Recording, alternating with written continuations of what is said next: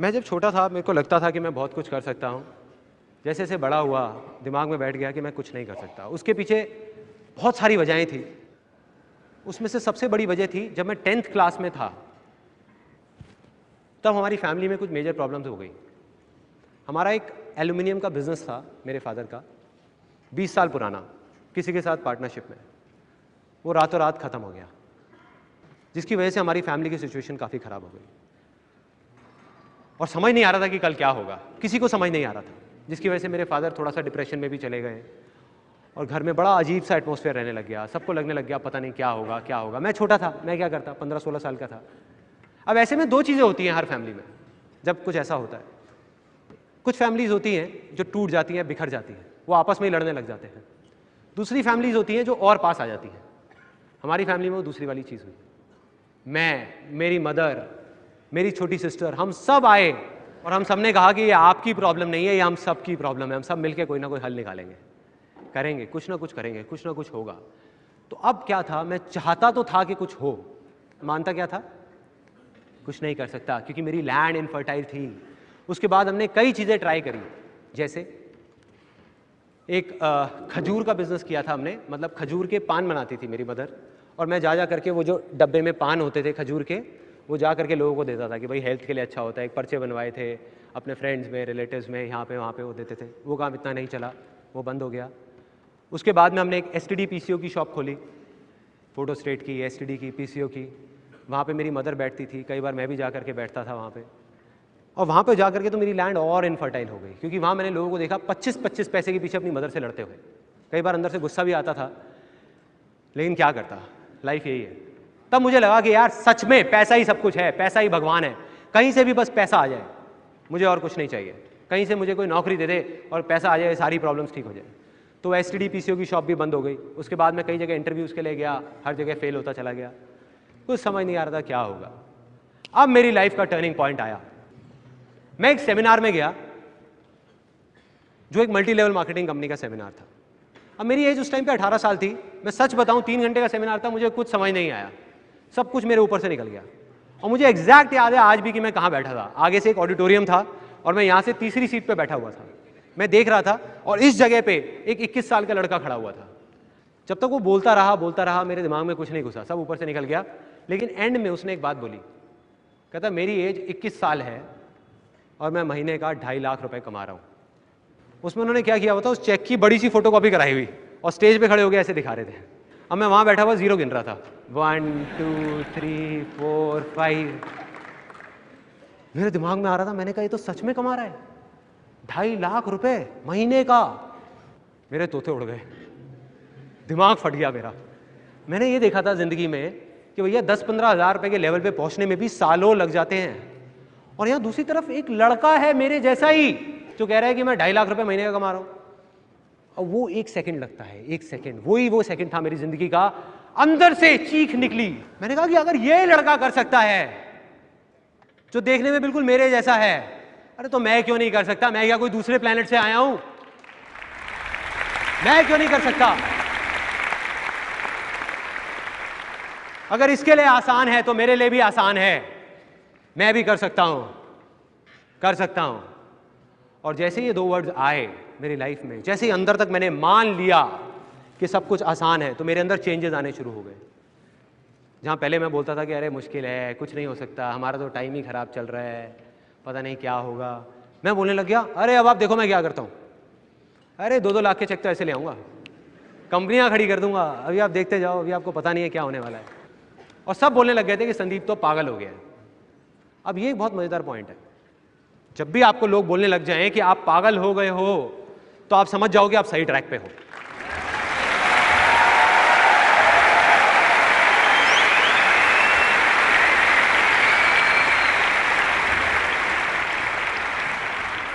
थोड़ा सा तो पागल होना पड़ेगा। वही हुआ, मैं पागल हो गया, अजीब अजीब बातें करने लग गया। मतलब अंदर से मुझे लगने लग गया बहुत आसान है। लैंड फर्टाइल हो गई। एक स्टेप कंप्लीट, दूसरा स्टेप डिस्कवर करना था कि क्या करना है। अब 2 आवाजें थी, बाहर की आवाज, अंदर की आवाज। मैं उस आदमी को जिसको मैंने स्टेज पे देखा था, उसको देख करके मैं सोच रहा था कि मुझे ऐसा बनना है। वो ये कर रहा है तो मैं भी यही करूंगा और मैं 2.5 लाख रुपए कमाऊंगा। मेरा इंटरेस्ट नहीं था, मेरे अंदर की कोई आवाज़ नहीं थी, सब बाहर की थी। तो मैं वहाँ 20-25 लोगों को लेकर के गया उस कंपनी में, एक ने भी ज्वाइन नहीं किया। और जिनको लेकर के जाता था वो मेरा और ज़्यादा मजाक उड़ाते थे कि भाई कहाँ लेके गया था तू, और वो कहते थे तेरा 2.5 लाख का चेक आएगा उसमें थोड़ा हमें भी दे दियो। तो मतलब मैं फेल हो गया बुरे तरीके से। 2 वजह थी उस फेलियर की, एक ये कि वो मेरे अंदर की आवाज़ नहीं थी, दूसरी ये कि मैं शेयरिंग नहीं समझ पाया था। मैं वहाँ लोगों को उनके फ़ायदे के लिए नहीं लेके जा रहा था, अपने फ़ायदे के लिए लेके जा रहा था। मन में क्या था, एक 18 साल के लड़के के, मुझे अपनी फैमिली की प्रॉब्लम सॉल्व करनी है। भाड़ में गए ये लोग, तो मैं लोगों को बेवकूफ़ नहीं बना पाया। तो अब ये जो मैं फेल हुआ वो मेरी अच्छी किस्मत थी या बुरी किस्मत? बुरी है, अच्छी कैसे हुई? उस टाइम के हिसाब से तो बुरी किस्मत है ना। लेकिन यही बेवकूफ़ी है, क्योंकि बुरा तो कुछ है ही नहीं इस दुनिया में, क्योंकि जो होता है अच्छे के लिए होता है। Success comes from experience and experience comes from bad experiences. मतलब के सक्सेस है अगर वो आपके पास आ सकती है तो सिर्फ एक्सपीरियंस से, और एक्सपीरियंस अगर आ सकता है आपके पास, वो आ सकता है खराब एक्सपीरियंसेस से, अच्छे एक्सपीरियंसेस से नहीं। राइट। और वो चीज़ मुझे समझ आ गई जब उस कंपनी में गया। उसका फ़ायदा ये हुआ, फाइनेंशियली मैं फेल हो गया, लेकिन फ़ायदा ये हुआ बहुत अच्छी अच्छी बातें सुनने को मिली। ये सारी बातें समझ आने लग गई जो मुझे नहीं समझ आती थी, कुछ अलग थी वो बातें, तो वो दिमाग में घुस गई कि हाँ इसका मतलब फेलियर का भी फ़ायदा है। तो मैं उदास नहीं हुआ। उसके बाद फिर मैंने बाहर की आवाज़ सुनी, फिर से दोबारा वही गलती करी। मेरे को मेरे रिलेटिव्स ने, फैमिली में, अब पता नहीं मजाक मजाक में या सच में, उन्होंने सबने चढ़ा दिया कि अरे यार संदीप तू तो बिल्कुल हीरो लगता है। और मैंने सोचा इतने सारे लोग कह रहे हैं तो गलत थोड़ी होंगे। अब मैंने बाहर की सुनी, मैं चला गया हीरो बनने के लिए, मॉडल बनने के लिए। मैंने कहा मैं बनूंगा, इतने लोग कह रहे हैं तो। चला गया, जा करके देखा मेरे जैसे हीरो हजारों लाइन लगा के खड़े हैं और 2.5 रुपए की कचौड़ी खा रहे हैं।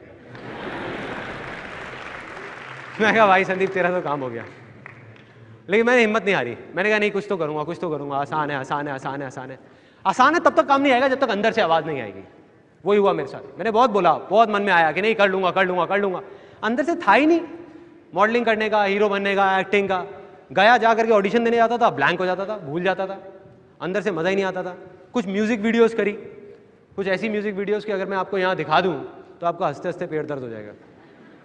जब मेरा 5 साल का बेटा तंग कर रहा होता है, घर में हुड़दंग मचाया होता है उसने, तो मेरी वाइफ वो वीडियो को प्ले कर देती है और बेटा वहाँ टिक के बैठ जाता है और देख के हंसता रहता है, पापा ही क्या कर रहे हैं।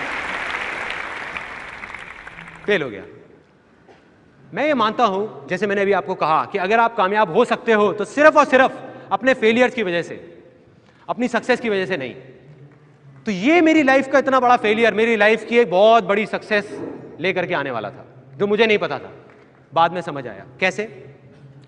मॉडलिंग करते टाइम मेरा एक दोस्त आया जो कहीं से एक फोटोग्राफ्स खिंचवा करके लाया, और वो फोटोग्राफ्स मैंने देखी तो मैंने देख करके कहा, मैंने कहा यार ये तो क्या फोटोग्राफ्स हैं, मजा आ गया। उस टाइम पे डिजिटल कैमरास नहीं होते थे, तो मैंने कहा कि यार ये तो मजा आ जाएगा, ये मेरे को सीखनी है। मतलब पहली बार लाइफ में अंदर से आवाज आई कि मुझे फोटोग्राफी सीखनी है यार, मुझे सीखनी है, मुझे फोटोग्राफर बनना है। न्यूज़पेपर में एक ऐड देखी, उनके पास गया, एक छोटा सा 2 हफ्ते का फोटोग्राफी का कोर्स ज्वाइन कर लिया। मुझे नहीं पता था मैं क्या करूंगा, क्यों कर रहा हूं, किस लिए कर रहा हूं, सोचा ही नहीं, बस दिल की सुनी। अंदर से होता है ना, फीलिंग आती है कि यही तो चाहिए था, मिल गया। अपनी मदर के पास गया, उनसे 12,000 रुपए लिए और जा करके कैमरा खरीद के आ गया। रिलेटिव्स की, फ्रेंड्स की, सबकी फ्री में फोटोग्राफ्स खींचने लग गया। मुझे नहीं पता था मैं क्या कर रहा हूं, क्यों कर रहा हूं, करता रहा करता रहा करता रहा। अब क्या होता है कि जब अंदर से भी आवाज आती है ना, तो लाइफ में कभी ना कभी ऐसी स्टेज आएगी आप लोगों की लाइफ में, आप स्टेप उठा लोगे, एक्शन ले लोगे, और जो आप चाहते हो वो जा करके रियलिटी से टकराएगा, जो बहुत अलग होगा। मैं चाहता था एक बहुत अच्छा फोटोग्राफर बनना, लेकिन रियलिटी क्या थी कि मेरे जैसे लाखों फोटोग्राफर्स इंडिया में, जिन्होंने 1 साल का कोर्स, 2 साल का, 4 साल का भी कोर्स किया हुआ है, वो लोग भी ज़्यादा कुछ नहीं कर पा रहे थे। और मैंने क्या किया था, सिर्फ 2 हफ्ते का कोर्स। मतलब मैं कोई बहुत अच्छा फोटोग्राफर नहीं था। बस अब वो टर्निंग पॉइंट था कि मेरा फेलियर मेरी सक्सेस कैसे बना। उन 1 लाख फोटोग्राफर्स में और मुझ में एक छोटा सा फर्क था। मैं मॉडलिंग में फेल हो चुका था, वो नहीं हुए थे। मैंने जब मॉडलिंग के लिए धक्के खाए थे तो मुझे पता था कि 90% मॉडलिंग एजेंसीज फ्रॉड हैं। तो मैंने क्या किया, मैंने एक लिस्ट बनाई 70-80 फ्रॉड एजेंसीज की और 10-15 जेन्युइन मॉडलिंग एजेंसीज की, और लोगों को बांटनी शुरू कर दी कि ये फ्रॉड है, फ्रॉड है, फ्रॉड है, ये जेन्युइन है, जेन्युइन है, जेन्युइन है। और ये चीज़ लोगों को अच्छी लगने लग गई। उसके बाद मैंने एक छोटी सी ऐड निकाली न्यूज़पेपर में, फ्री पोर्टफोलियो, और लाइन लग गई, बहुत सारे लोग आ गए। मैंने लोगों को सच बोला, कोई घुमा फिरा के नहीं, कुछ नहीं, सीधी सीधी बात। मैंने कहा भाई देखो ऐसा है, मैं कोई बहुत बड़ा फोटोग्राफर नहीं हूँ, अभी नया नया कोर्स किया है मैंने यहाँ से 2 हफ्ते का। तो एक ऑप्शन तो है कि आप खुद रोल लेके आओ, खुद प्रोसेसिंग कराओ, और आपकी कॉस्ट आएगी, आप देख लो ये है, आपकी कॉस्ट आएगी 3,000 रुपये। दूसरा ये है कि मैं आपके लिए सब कुछ करूँ।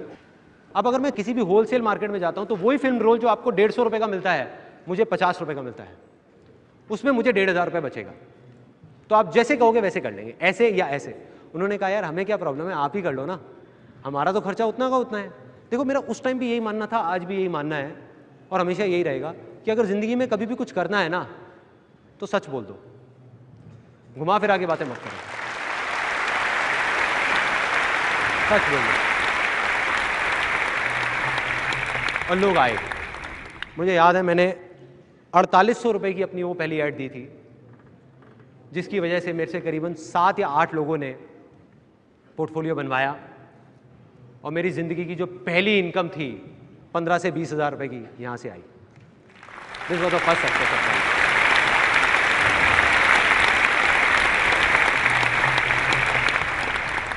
अब मेरी लाइफ का दूसरा बड़ा फेलियर, एक लड़का आया मेरे पास, आकर के बोलता एक काम करते हैं मिलके ना, एक इवेंट कराते हैं बढ़िया सा, न्यू ईयर पार्टी करते हैं, आजकल न्यू ईयर पार्टीज बहुत चल रही हैं, वो करते हैं। अब मेरे अंदर से आवाज़ आई, मैंने कहा यार इवेंट करने का तो मैं बहुत टाइम से सोच रहा था। मैंने कहा मैं करूँगा तेरे साथ, तू चिंता मत कर, बस एक ही प्रॉब्लम है, मेरे पास पैसा नहीं है।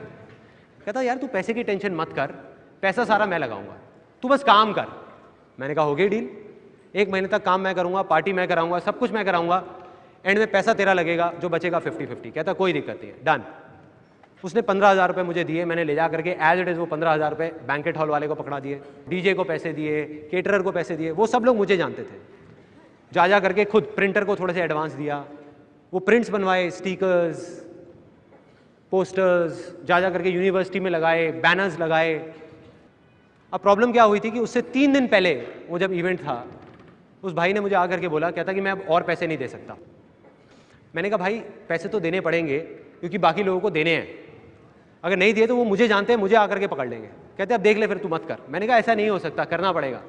तो फिर मैंने कहीं से अरेंज करके पैसे अपने दोस्तों से, यहाँ से किसी से 5,000 रुपये लिए, 2,000, 3,000, 1,000 इकट्ठे करके सबको पैसे दी थी। इवेंट हो गया, सक्सेसफुल हो गया। 31 दिसंबर 1999 की रात थी।